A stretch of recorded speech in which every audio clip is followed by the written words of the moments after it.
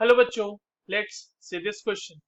What would be the molality of solution obtained by mixing equal volumes of 30% by mass H2SO4 जिसकी density आपके पास दी हुई है 1.218 ग्राम पर litre ग्राम पर ml and 70% by mass H2SO4 जिसकी density आपके पास दी हुई है 1.610 gram per ml if the resulting solution has density of 1.425 gram per ml calculate its molarity। चलिए इस क्वेश्चन को सॉल्व करते हैं और सबसे पहले तो ये देखते हैं बच्चों कि इस क्वेश्चन को सॉल्व करने के लिए हमारे पास कौन से की कॉन्सेप्ट की जानकारी होनी चाहिए। देखो इस सवाल में ना बच्चों हमारे पास तीन कंसंट्रेशन टर्म्स है जिनके बारे में हमें पता होना चाहिए। एक तो पहले कि परसेंटेज कॉम्पोजिशन जैसे निकालते हैं बाय मास वाला जो है ना, परसेंटेज बाय मास वो वाला पता होना चाहिए। दूसरा हमें कैलकुलेट करना है मोलारिटी, तो वो पता होना चाहिए। और तीसरा जो हमें कैलकुलेट करना है वो है मोलालिटी, तो वो भी पता होना चाहिए। राइट, इन तीनों की मदद से इस क्वेश्चन को हम सॉल्व कर सकते हैं। चलिए आगे बढ़ते हैं, सॉल्व करते हैं क्वेश्चन को। सबसे पहले तो मान लीजिए कि आप देखो, क्योंकि कहा गया है कि दोनों ही जो सोल्यूशन है उनके इक्वल वॉल्यूम मिक्स किए गए हैं, तो हम मान लेते हैं कि let V M L of each solution is mix. ठीक है, दोनों ही सोल्यूशन का वी एम एल मिक्स किया गया है। ठीक है, तो अब हम पहले बात करते हैं for solution one. For solution one आपके पास दिया गया है वन सोल्यूशन जो है 30% बाय मास H2SO4। इसका मतलब ये कि अगर आपने 100 ग्राम सोल्यूशन लिया है तो वहां पर आपके पास 30 ग्राम H2SO4 उसमें मौजूद होगा। राइट, और हम 100 ग्राम सोल्यूशन की बात कर रहे हैं बच्चों, तो अगर हम वॉल्यूम ऑफ सोल्यूशन निकालना चाहें तो वॉल्यूम ऑफ सोल्यूशन क्या हो जाएगा हमारे पास। देखिए, देखो डेंसिटी इज इक्वल्स टू क्या होता है, मास अपॉन वॉल्यूम। तो यहाँ से वॉल्यूम अगर निकालना चाहेंगे तो वो क्या हो जाएगा, मास अपॉन डेंसिटी। तो मास हमने 100 ग्राम ले रखा है, डिवाइडेड इसको इस तरह से तो कैंसिल ही हो जाएगा। और इसका डेंसिटी कितना दिया हुआ है हमारे पास 1.218, ये आ जाएगा ml में। इतना वॉल्यूम हो गया हमारे पास। तो आप ये कह सकते हो कि इतना ही वॉल्यूम, ये जो वॉल्यूम आपके पास मिला, this contains 30 gram of H2SO4। Right, इतना ही तो कंटेन कर रहा होगा ना 30 ग्राम ऑफ H2SO4, क्योंकि 100 ग्राम सोल्यूशन का इतना ही वॉल्यूम है। तो VML कितना कंटेन कर रहा होगा, क्योंकि हमने VML मिक्स करा है, तो VML कितना कंटेन कर रहा होगा। इसीलिए VML ऑफ सॉल्यूशन कितना कंटेन कर रहा होगा बच्चों। तो देखिए 100 ग्राम में जितना था, सॉरी, जितना ml हमने रखा था अभी निकाला था, इतने ml में 100 अपॉन 1.218 में 30 ग्राम था।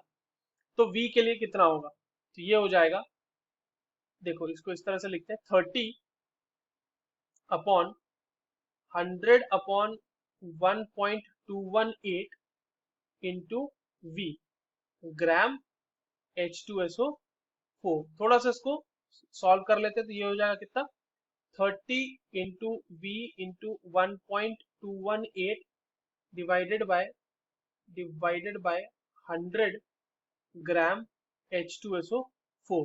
तो इतना ग्राम H2SO4 हमें मिल रहा है पहले सोल्यूशन से। अब हम दूसरे सोल्यूशन की बात कर लेते हैं। For solution two, solution two हमारा जो है बच्चों वो 70 ग्राम H2SO4 है।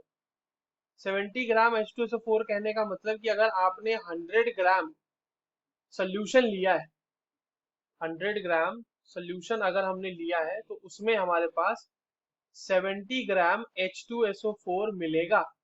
राइट, 70 ग्राम H2SO4 मिल रहा है।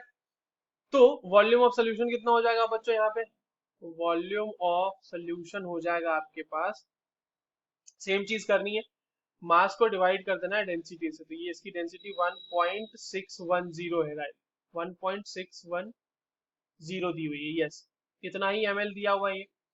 तो यही जो होगा वॉल्यूम, ये कंटेन कर रहा होगा बच्चों, कंटेन्स 70 ग्राम H2SO4 है ना। तो VML कितना कंटेन कर रहा होगा, फिर से वही बात है। तो VML of solution will be containing how much, तो ये हो जाएगा 70 इंटू वॉल्यूम इंटू 1.610। सेम चीज करनी है बच्चों इसके लिए भी, जैसे हमने ऊपर निकाला था, डिवाइडेड बाय 100 ग्राम H2SO4।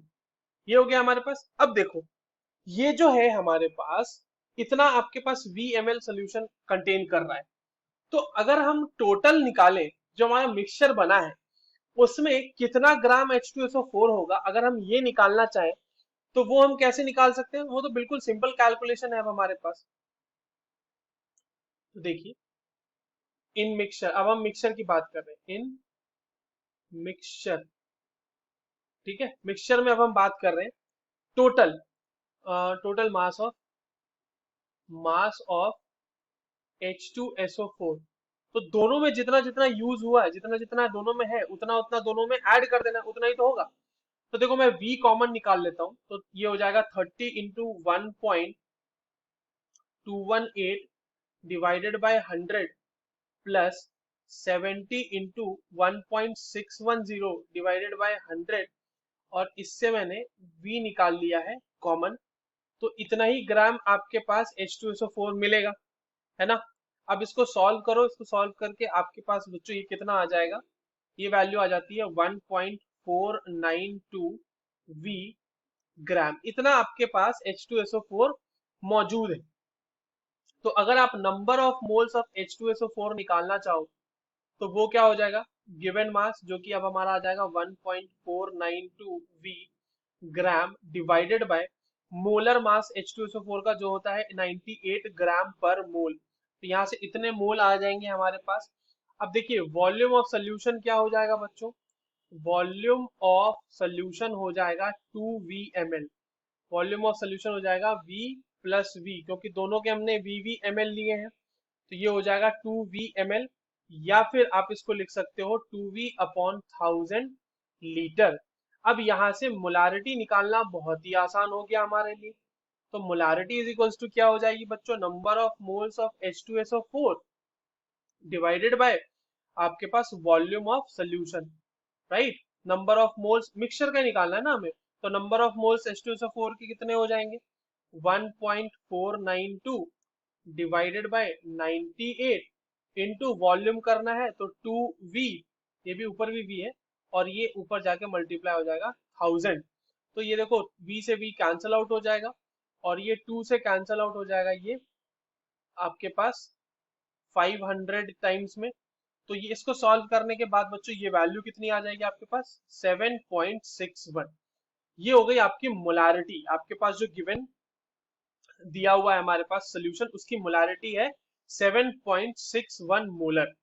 अब हम फाइंड आउट कर लेते हैं मोलालिटी। मोलालिटी के लिए देखो, सबसे पहले क्या करना पड़ेगा बच्चों, हमें निकालना पड़ेगा weight of total solution. Weight of total solution, तो देखिए, वेट ऑफ टोटल सोल्यूशन का क्या मतलब हुआ, हमने दोनों का कितना लिया है, वॉल्यूम जो है वो 2V लिया है, और आपके पास जो मास मिला है, डेंसिटी, देखो, वेट ऑफ टोटल सोल्यूशन कैसे आ जाएगा हमारे पास बच्चों, मास निकालना है तो डेंसिटी इंटू वॉल्यूम कर देंगे। डेंसिटी हमारे पास रिजल्टिंग सोल्यूशन का दिया हुआ है 1.425 ग्राम, और हमने जो टोटल वॉल्यूम लिया है मिक्सचर का वो है 2V हो जाएगा, तो 2V/ml, ये ग्राम पर ml में आएगा। तो यहाँ पर से ये वैल्यू कितनी आ जाएगी बच्चों, हमारे पास 2.85 V ग्राम। ये हो गया टोटल मास ऑफ सोल्यूशन, ठीक है। टोटल मास ऑफ सोल्यूशन अगर हमारे पास निकल गया है, और देखो H2SO4 का मास इतना है आपके पास 1.492 V ग्राम, तो मास ऑफ वाटर कितना आ जाएगा, मास ऑफ सॉल्वेंट बोल लो या वाटर बोल लो, जो भी है वही तो सॉल्वेंट है ना आपका वाटर, तो वो आ जाएगा आपके पास total mass of solution 2.85 V minus उसमें से कर देंगे हम सॉल्यूट का मास, ये आ जाएगा आपके पास 492